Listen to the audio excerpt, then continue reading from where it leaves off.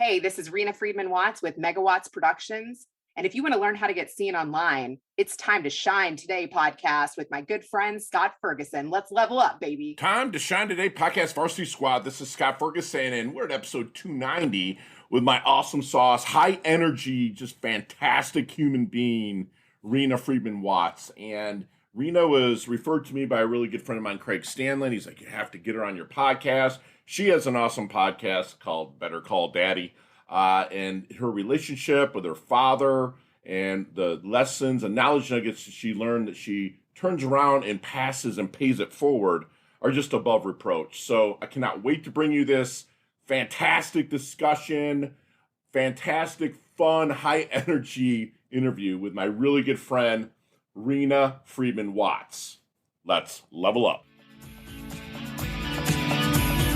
Time to shine today, podcast Varsity Squad. This is Scott Ferguson, and I have a really good friend, Craig Stanley, that said you have to talk to my friend Reena Friedman Watts. And I was like, all right, cool, I guess. But then I got her accolades, and I'm like, holy shit, this woman is on fire.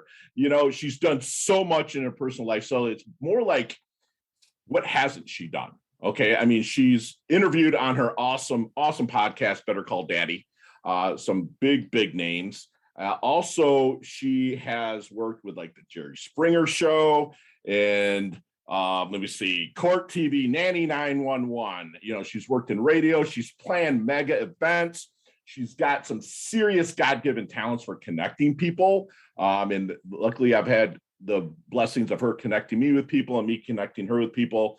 It's just fantastic lady who is a questioner and a story junkie. So I know all you squad out there, you love stories, you hate analytics. So sit back and relax and get ready for an awesome ride here. And Reena, thank you so much for coming on. Please introduce yourself to Time to Shine Today podcast Varsity Squad. But first, what's your favorite color and why? Ooh, favorite color is purple. And yeah, I think I associate it with royalty. It's also regal, baby. You're yes, regal. Yes, exactly. My favorite grandma loves purple. My daughter loves purple. It's in the blood. Yeah, purple's my jam. It's a mix of blue and red, and you are that. I'm sure that, you know, blue is chill, lots of luck, but there's a red side to both of us, and we have to be. We can grind, especially if you worked in that entertainment business. Definitely had some red in there at times, I bet. So let's get to the roots of Reena. Like, let's go back and talk about the experiences that you have experienced, and which I love that it seems like you don't live a life of excuses. You know, excuses are just a cop out for not wanting to experience things. And it seems like you've experienced a lot. So let's kind of get to the roots of Reena, if you don't mind, please. Yeah, I've always been a risk taker. I was just talking about this with another podcaster before I did a recording last night. And I was like, this came up with, I worked on the Judge Alex show right after I had 3 kids in 4 years. I wanted to inch my way back into the entertainment industry. So I had actually interviewed at the Judge Alex show 5 years prior to working with him. I had been a post-production supervisor in LA, and through the Producers Guild of America, I saw an internal job posting and applied for it. They flew me from LA to Texas. They put me up in a suite. That, you know, I went out to dinner with some people I knew in town. I checked out apartments. I was like, oh man, you know, going from LA to Houston, I was like, I can totally live it up here. I want to do this. Then they gave me a tape of one of the raw recorded court TV shows. And they were like, oh, just string it out and let us know how you would edit it. Now, the prior post-production role I had was more of like making sure the deliverables were where they needed to be. It wasn't actually doing any of the editing. Right. So when they're like, oh, here's the raw footage, cut it together, I was like, oh my God, I'm done. I was like, I fail. But I literally stayed up the whole night, and you know how to start and stop a remote and put together some time code. I had seen the editors do it a bunch of times, but it was a mess. And so I didn't get it. But then 5 years later, me and my husband moved from California to Kentucky, and my kids were in preschool, and I'm on Craigslist looking in the TV and film section, and it says court researcher / stringer for Judge Alex. I'm like, oh my God, you know, it's like one of those things where you're like, that's weird. Right. You know, so I applied, they called me the same day, and it was amazing because while my kids were in preschool, I was able to go to all of these courthouses in Kentucky and Indiana, and there's a bunch of them, and Kentucky and Indiana are so close together. I went to 6 courthouses. Wow. And I got that story junkie thing in me fulfilled where I'm going through hundreds of cases to find the good stories. Right. And it reignited my connection with LA. Wow. So in Kentucky. Nice. Nothing against Kentucky, but you don't think LA, Kentucky, right? It's like exactly. Sometimes LA, Nashville, but not Kentucky, right? Yeah, it was crazy. But the thing is, and this also correlates to Springer, is that the reason I was good at Jerry Springer is because I grew up in Kentucky. I could relate to the guests. I knew what made a good story. Sure. And I knew it in court TV. I knew it in casting. I knew it in interviewing. And it all built on itself, which led me to even what I'm doing today is, creating my own show and helping other people create their own show. Really? Okay. Yeah. I love that. So do they come to you with an idea? Sometimes. Okay. Yeah. Sometimes they're like, I have an idea, or, my whole business is around narcissism. I'd like to do a podcast on that. And I'm like, sure. Okay, well, check out the other people that are talking about that and start, getting on their shows first, get some practice and see what topics they've had success with, see where the holes are. Thank you. Do research. Oh, a lot of people want to come in and be like, I want to be, and then they don't do the research. And no offense to people, like they'll come in different platforms like Podmatch and stuff like that. And they like, hey, I'm great for your show. And I always send back a quick cut and paste, to be honest with you, like which one of our episodes resonated with you? And they haven't freaking listened to one. Right. And it's like, but they want, and I love that you just said, do the research, get on people's show, see if you can be a guest or listen to their show and do that. So is that kind of one of your gigs, if you will, where you're taking people's ideas and helping them level up to a point? Exactly. Okay. Let's flesh that out. Like, do you want to be an informational show? Do you want to be an entertaining show? Is there even a market for this? Like, what is your goal in putting it together? Like, if you think that you're going to support yourself off of creating a podcast, let's get real. Right. It's not, I mean, I've been blessed with my show, but it came through grind, grit, and understanding that grit's a monotonous activity. I mean, I edited the first 100 shows myself. Luckily now I had an intern that's on board that does it for me, but man, it's like people don't want to get out there and flex that hustle muscle and stuff. It's like, I love that. So when you're starting to work with somebody that has an idea and they come to Reena and they know that you can help them level up, is there any secret sauce, if you don't mind sharing, that maybe you help them find their blind spot, that sticking point? So one thing that I do when people want to start their own show is I really suggest going on other people's shows that are like in the top 10%, maybe, the people that are still willing to give you a shot. And the thing is, like you, I've done over 200 episodes now. So I have a lot of relationships. So, sure. I had like a startup founder connect with me and he said, look, I'm looking to get my business more seen. And, I've got a big following on LinkedIn, but I need some more exposure. Right. So I was like, well, I think it'd be really good for you to get on other entrepreneur podcasts or technology podcasts or coding podcasts, things in your niche, but also consider things that aren't in your niche, because it just takes one person listening who you wouldn't normally connect with to have a new conversation. It's kind of like showing up to a real estate event. If you're in the finance industry, right? Like go to something completely that you would never do. Right. That's when you're going to meet somebody new. Right. Absolutely. And something that can spark an idea sometimes, because you're walking in there deer in the headlights, right? You're like, shit, I don't know anybody or what they do. But then you say, man, you have an idea that just sparks. I love that you say that. So when you're maybe starting, we'll stay kind of in the discovery process when you're working with the people that have that idea. Is there any good question that you wish they would ask you but never do? That's a great question. So yes, I would say something that I have learned from people that are looking to get on other podcasts is that the reason they're willing to pay someone to help them do that is because they're not good at doing that. Sure. Okay. And so I've even considered offering alongside helping you get on podcasts to coach you through the steps of what that entails.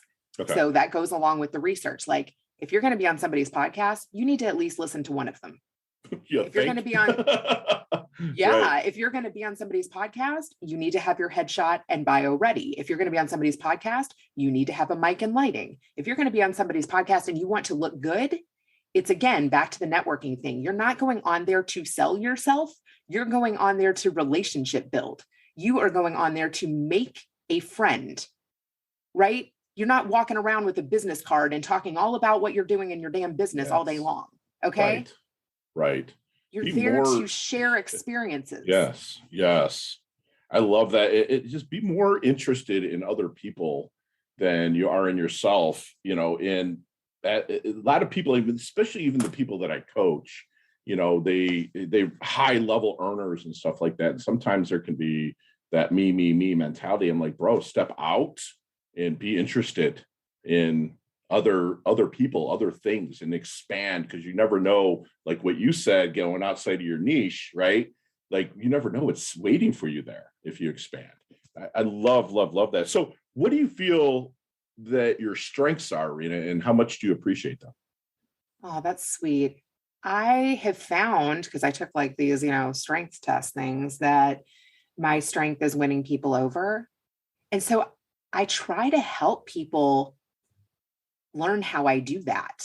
Like, I've even given people LinkedIn tutorials, like a one-on-one. I don't do it so much anymore because, I'm not doing one-on-ones as much. Like I even think maybe I should do that in a group setting. I've done it a little bit in a group setting, but how I operate online. Like if I'm getting ready to interview, and here's an example, Stephen Covey, right?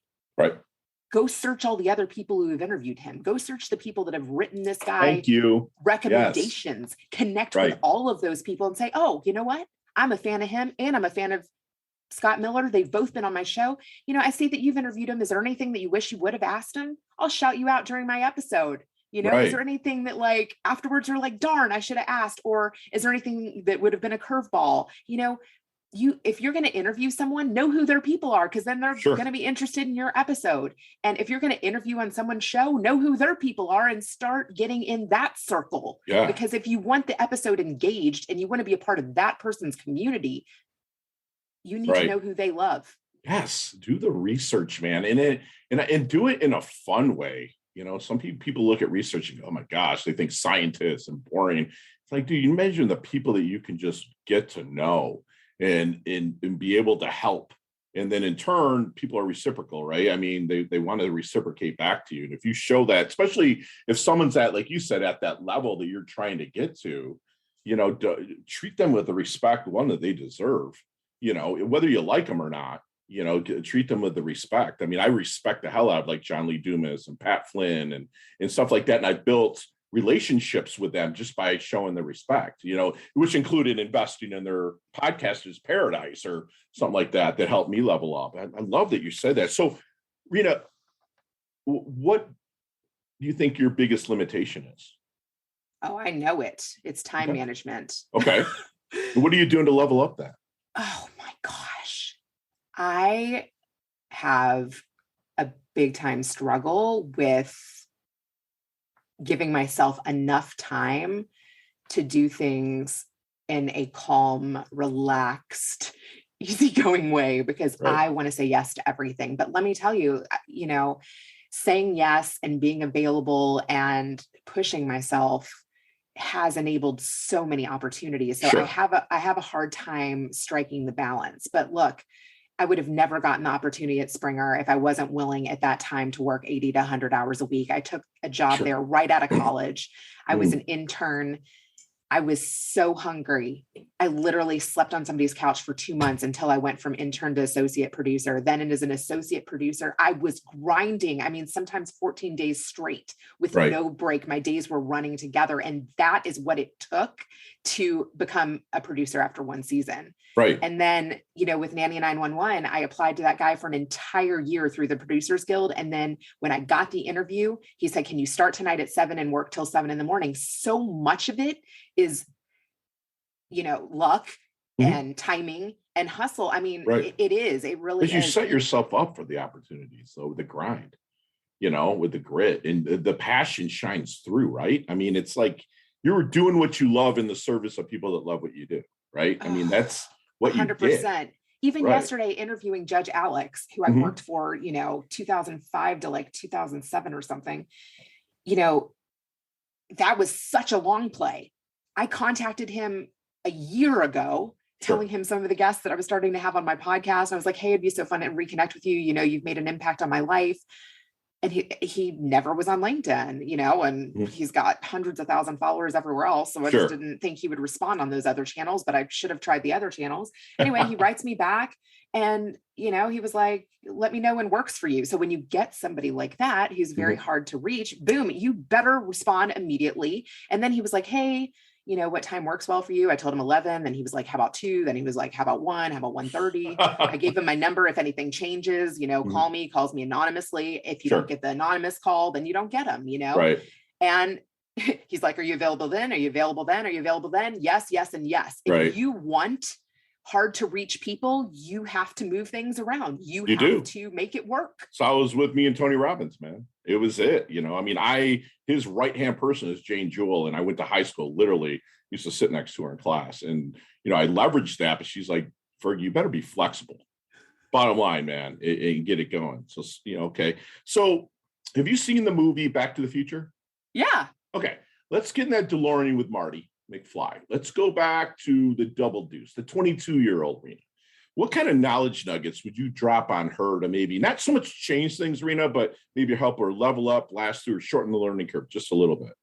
So even at 22, that was while I was at Jerry Springer, I was a workaholic. I had zero balance, and I was super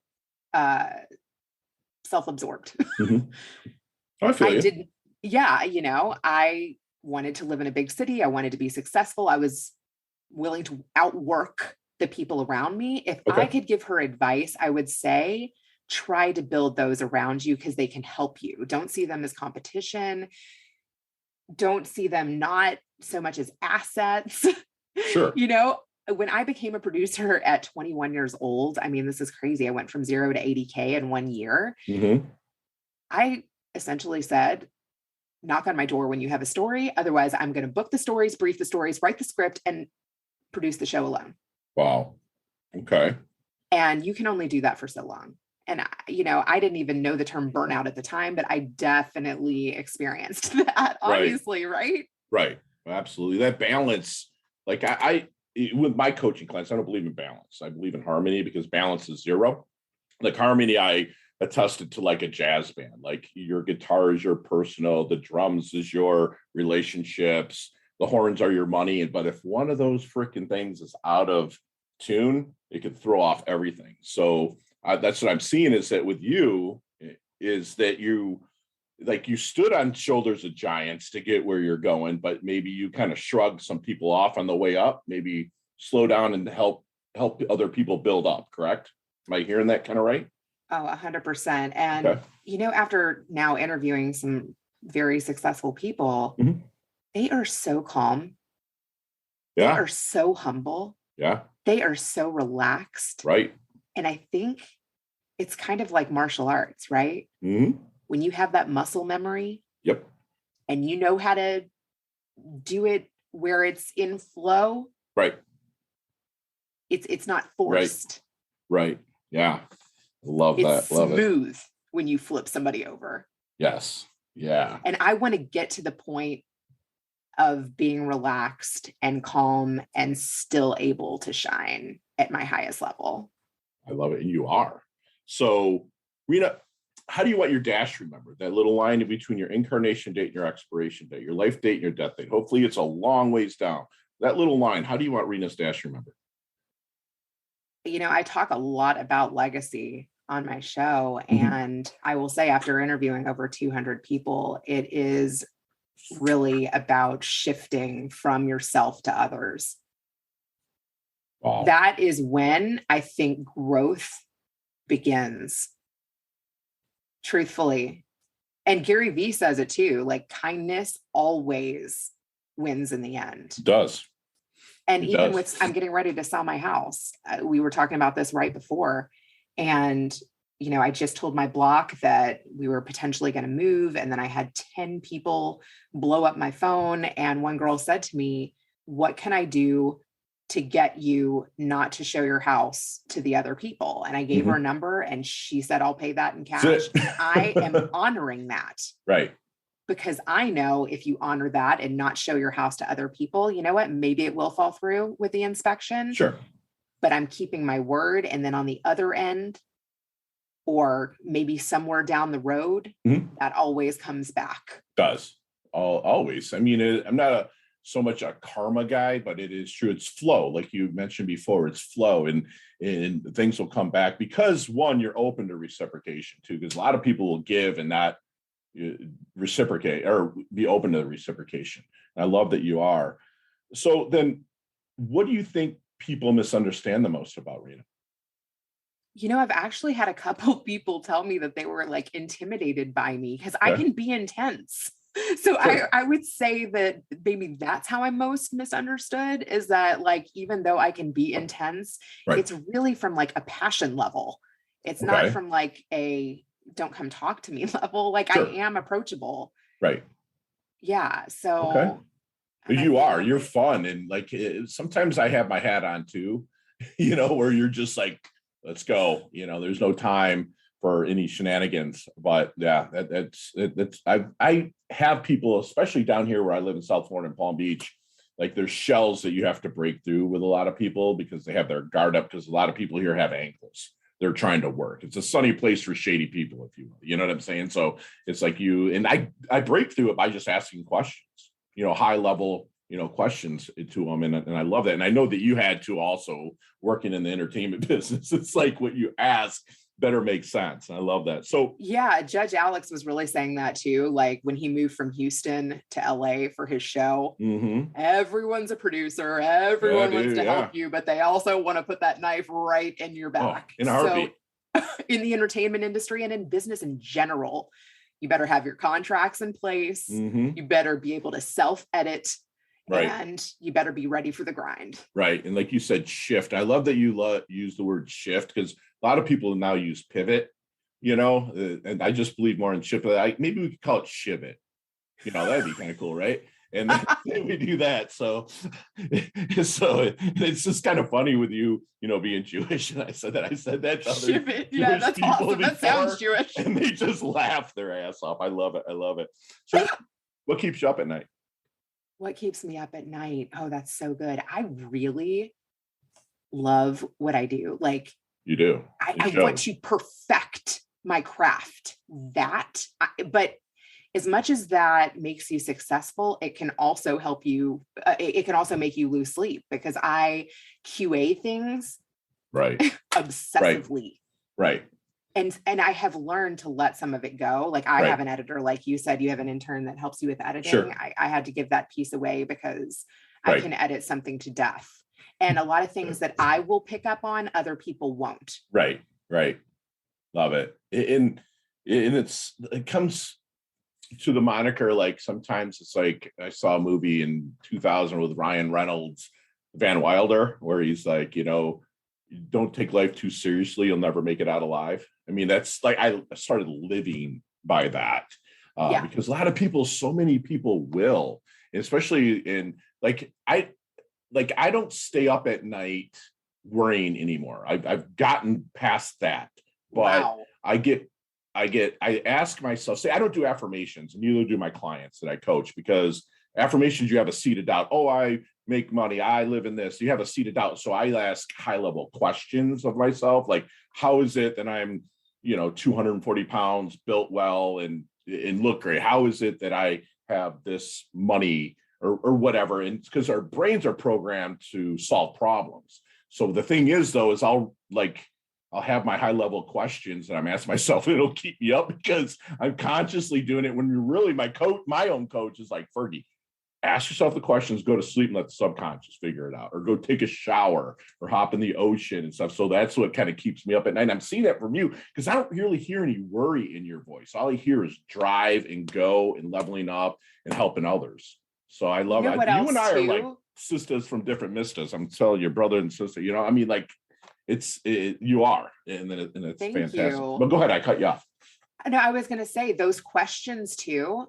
I feel like if I have those questions, other people have those questions. And sometimes I'll just throw a question on Twitter, or sometimes I will schedule it in my Facebook group, and I'll be like, let's see what other people think of the questions that I have going on in my mind. And it's just a community builder thing. I started a Facebook group like a year ago or something, because I was actually working for an influencer and her whole following was on Facebook. I was like, oh, I could start a Facebook group too for like everybody who's been on my podcast or any questions I have floating in my mind. And it's just I have like 690 people in there, and it's literally everyone I know.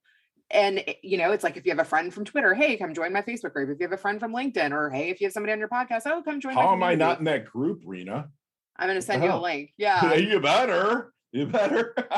So yeah, I bounce questions there all the time. And it's also a really good way to gauge what would be good to cover on your podcast. Because if I get 50 responses to one of my questions that was floating in my mind, I was like, oh, well, maybe I should find a guest around that topic. Right. I do that. Like, I'm starting to do these solo podcasts again, right? Because my first 30 were just me monologuing, getting used to the mic and whatnot. And then people are like, Fergie, what happened to the monologues? So I'm starting to build the book of those again. So I'll put, like, I have been blessed to have built an email list that I'm very intimate with, like over 150,000 subscribers. And I put a question out there like that, like, what would you guys like to hear? And I got like 480 emails of like this and this. And I was like, wow, how engaged is that? It makes you feel good that, like, frick, man, you're making a difference. On the stuff. And that's fantastic. So let's take out of the equation anything electronic, any of your iPad or anything like that, and also any of like the air, gravity, food. What are 3 things that Reena can't live without? Ooh, oh my gosh. I wish I wouldn't say it, but I you saw me guzzling my coffee right before. I'm right there with you, love. I love it. And I am trying to cut it off past like 3 or 4 p.m. But also that's probably a good idea. Or my questions won't stop at night, right? Right. I need relationships. I really do. I knew you were going to say that. Yeah. Yeah. I think that's why we're here. Why did we experience these things if it's not to share and help others? Sure. Right. I need relationships. I need my dad. I talk to him every single day. He's definitely on that list. Yeah. And I've gotten into running over the pandemic. I splurged and bought myself a really nice treadmill. And yay! Yeah. Good for you. I need that. Mm-hmm. Every run I do, I say, this is for my mental health.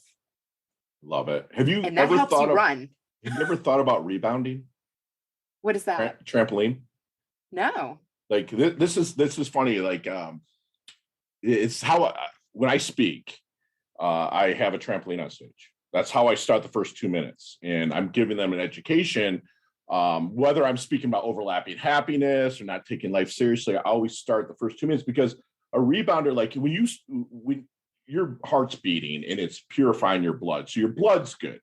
But your lymph system, where leukemia and cancer and everything starts breeding, there's no way to flush it out. So like while I'm rebounding, I'm telling them, on stage, tell them, like, listen, man, when I'm off of this rebounder, I'm at 0 gravity. When I hit it, I'm at 4 times the gravity, and it springs it up and it cleans out your lymph system.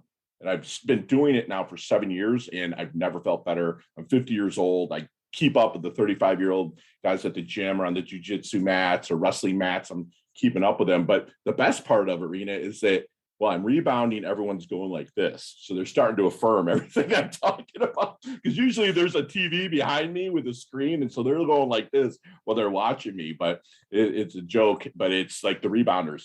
Like I talk about it in almost every podcast. I'm like, get a rebounder. It will change your life. It's 3 minutes a day. You know what I'm saying? Tony Robbins does that too. Is that where you got it? I got it from him. Are you kidding me? Yeah, man. Yeah, it's like I got it. I'm like, wait a minute. It actually makes sense because it flushes out the lymph, and the lymph's flushed out, you lose weight. The lymph's flushed out, you feel great. The lymph's flushed out, you can start your day like serving people. Like the first 90 minutes of my day are me, nobody else. Like I understand that it's harder as a mom, but like for me, it's 90 minutes. It's mine. From journaling. Okay, they need to sponsor this show. Yeah. I love it. So what is Reena's definition of a life well lived? Ooh. I I'm going to go back because you were just talking about the affirming and the like getting what you need from the audience, kind of with them being right there with you. Right.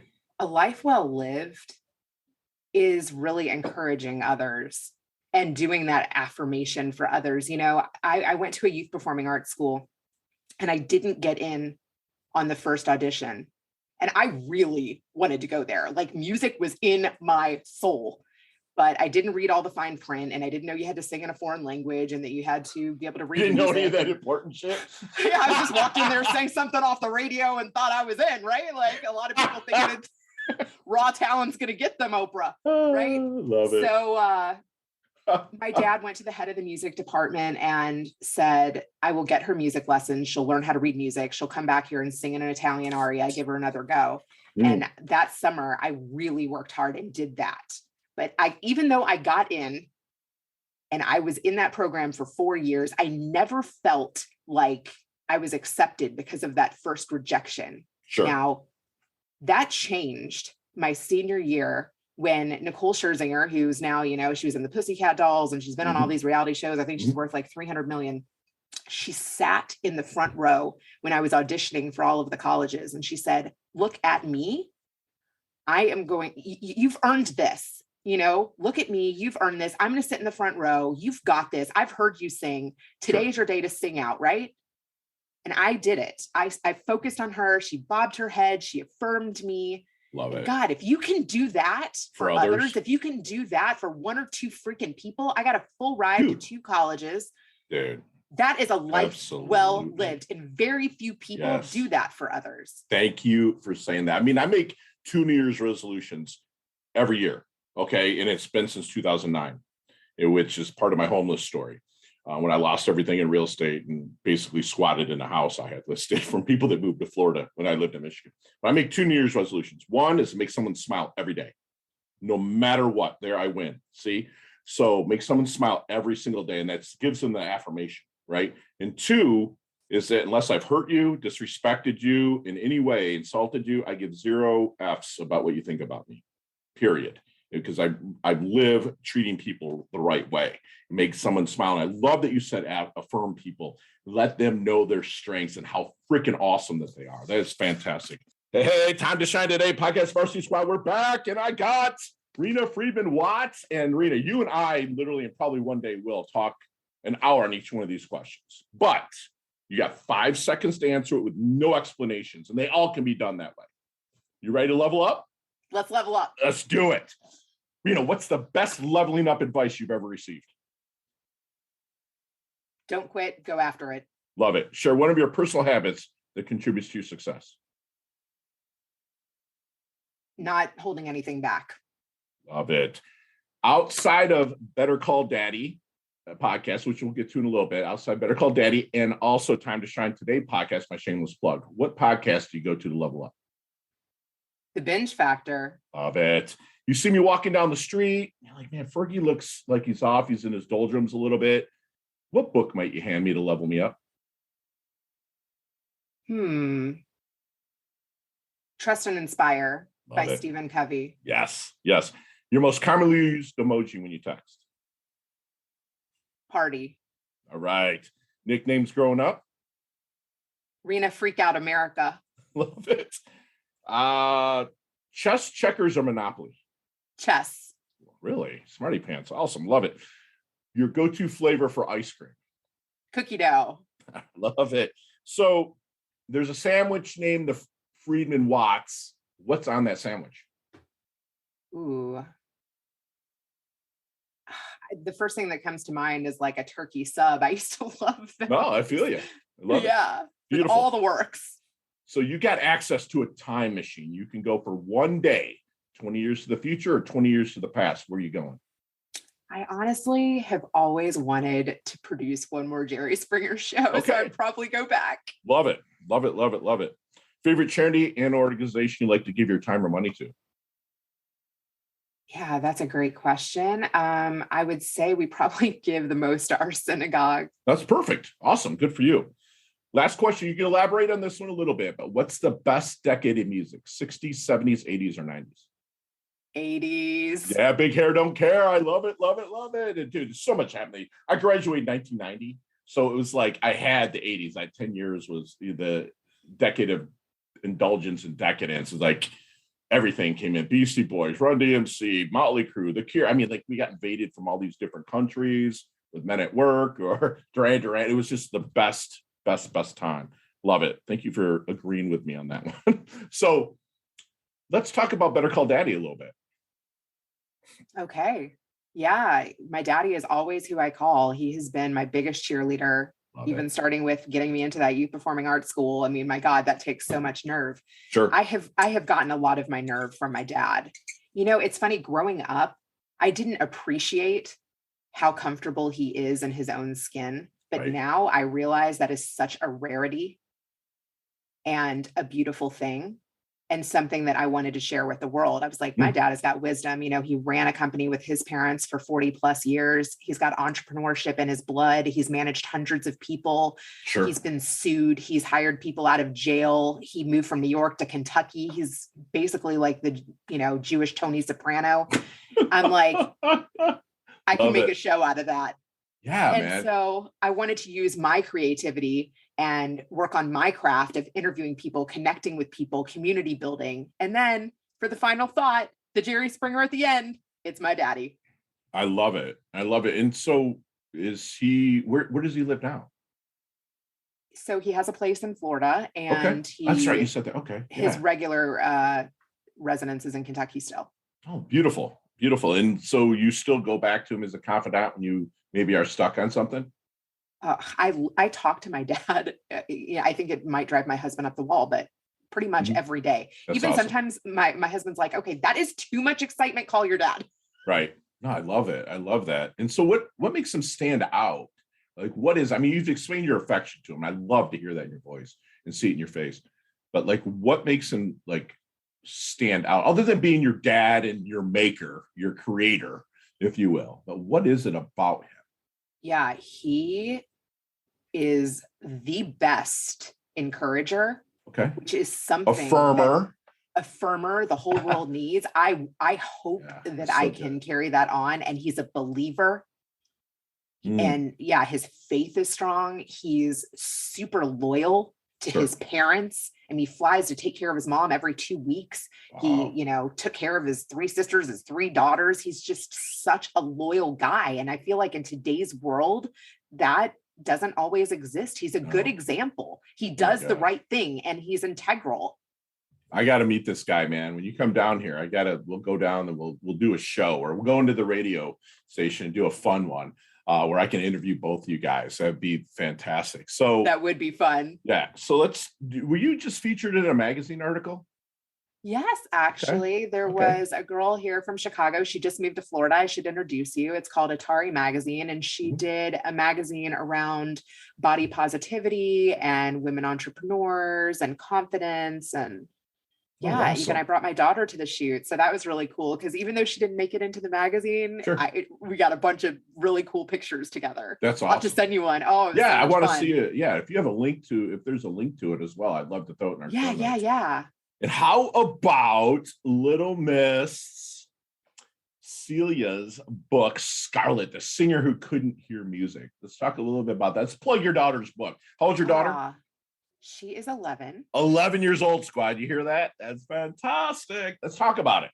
Yeah. So I love this little girl. She's so creative. And through the pandemic, my biggest concern is because I had, an 8 and 10-year-old at the time. Yeah. It was like, oh man, I want to get them like a reading and writing tutor just to make sure that they stay on top of that for the pandemic. Absolutely. Because, I had 4 kids to manage during a pandemic, which, you're not always 100% on top of. Right. So I hired a reading and writing tutor who, with the pandemic, wanted to help children become more confident in reading and writing. She found solace in books as a child and was bullied, and wanted to help others come out of their shell through becoming better readers and writers. And I wanted to support another woman entrepreneur. So I paid for a reading and writing tutor for a year. And she's also an author. And she was like, Celia, you should write a book. Because my daughter really took to it. She was writing all of these super creative stories. So she collaborated with her reading and writing tutor and came up with this book.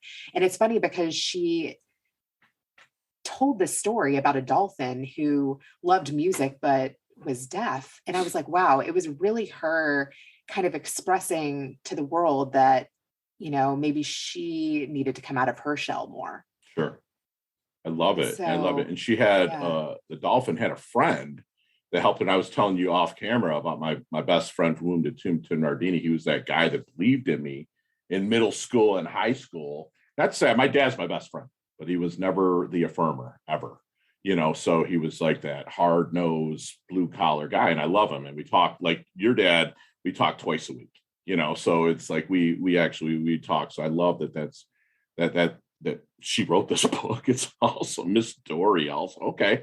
Very cool. So do me a favor, Reena, and leave us with one last knowledge nugget you want us to take with us, internalize, and take action. Yeah, I had a quote growing up that I really liked. It said, "I was once beautiful, but now I am myself." And my daughter was like, no. She was like, it needs to be, "I was once beautiful and I still am." And I was like, dang. I love that. My advice would be, do not throw out the older generation's wisdom, and also find wisdom in the generation under you. Yes. Let's be a bridge. Yes. There's so much knowledge out there, and you can learn something from everyone around you. I love that you said that. I love it, because I coach on the plus equal minus. I try to do it daily, where you find someone that's did it and pick their brain, the people that's equal to you and share ideas, and the people that are like not under you, but that are on their way up, share with them. And I love that you say that. So in squad, we went a little longer, and I don't care, because this conversation was absolutely just fantastic. And, Reena is, she's a risk taker. She's born and bred with that. Probably a little bit was embedded through her father. She is all about wanting you to shine. And if you're trying to make it in the world, she suggests reaching out, no matter what field it is, to the top 10%, of what's in your niche, but don't limit it to your niche. Like, you can find ideas in other niches. She's somebody that is a big believer in relationship building and sharing experiences. Don't hold it to yourself. Pay it forward. She loves to win people over and share her own experiences, and she's willing to affirm you and have you level up. And if you pass her, I think she'd probably applaud you. Competitive nature, we don't want to, but she's a person that would. She's actually planting trees now that she's never going to sit in the shade of. And that's the kind of people I love to surround myself with. She wants you to live in more of a state of flow. And if you get stuck, like my good friend Leah Woodford says, get your asking gear, ask questions. There's people there that want to help you level up, and she's going to tell us, that her daughter said, you're once beautiful and you still are. Remember that. No matter how much time goes by, embrace yourself. Help people that need it. Bounce ideas off people that are equal to you. And then if you are stuck, get your asking gear and ask people that are a little bit higher than you. And trust me, you'll stand on the shoulders of giants and eventually be that giant that people are standing on the shoulders of you. I'm a big believer that mentoring makes you immortal. The more you mentor, the more immortal you become, because people will remember you. The more you pass on. And that's what Reena does. She levels up her health. She levels up her wealth. She's humble, yet she's hungry. She earned her varsity letter here at Time to Shine today. Thank you so much for coming on, Reena. I love your guts. Can't wait to collaborate with you. That was such an awesome summary. That is what I want to get better at. I love it. Wow, on the fly. I have pages and pages of notes. I got to. So, but I love you so much, and we will talk to you very soon, okay? That was so good. Awesome. You're a genius. Thank Talk you. Soon. Bye. Hey, thanks so much for listening to this episode of Time to Shine Today podcast. Proudly brought to you by Sutter and Nugent Real Estate Excellence, who can be reached at 561-249-7266 and online at www.sutterandnugent.com. If you're a business owner or professional who would like to be interviewed on Time to Shine Today, please visit timetoshinetoday.com/guest. If you like this episode, please subscribe on Apple Podcasts, Google Podcasts, Stitcher, Spotify, iHeartRadio, or wherever you get your podcasts. There's a link in the show notes to our website. Also there, you will see our recommended resources. We hope that you will support our show by supporting them. If you like what you've been listening to, it'd be great if you could just give us a 5-star rating and tell your friends how to subscribe while you're at it. I'm your host, Scott Ferguson, And until next time, let's level up. It's our time to shine.